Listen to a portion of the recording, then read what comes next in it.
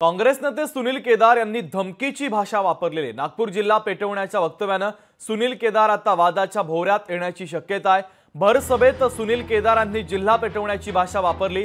कार्यकर्त्यांचं समर्थन करताना केदारांनी वादग्रस्त वक्तव्य केलं।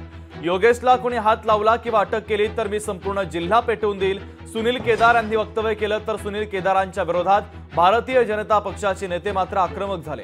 भाजपकडून सुनील केदार यांच्या अटकेची मागणी करण्यात आली। माजी मंत्री सुनील केदार यांना अशी भाषा शोभते का, हा सवाल देखील आता उपस्थित केला जातोय। छत्रपतीच्या महाराष्ट्रामध्ये आपण सगळेजण येणाऱ्या 2 महिन्यानंतर गोविंदाने नाचू अशावर विश्वास देतो। आणि योगेशजी, हा सुनील केदार आपल्याला शब्द देऊन जातोय, आज तुमच्या केसाला जरी धक्का लागला ना तर पुरा नागपूर जिल्हा पेटवून टाकू। तुमच्या केसाला जरी धक्का लागला ना तर पुरा नागपूर जिल्हा पेटवून टाकू। त्या लक्षात आपल्याला आवाज छत्रपतीच्या महाराष्ट्रामध्ये आपण सगळेजण येणाऱ्या 2 महिन्यानंतर गोविंदाने नाचू अशावर विश्वास देतो। आणि योगेशजी, हा सुनील केदार आपल्याला शब्द देऊन जातोय, आज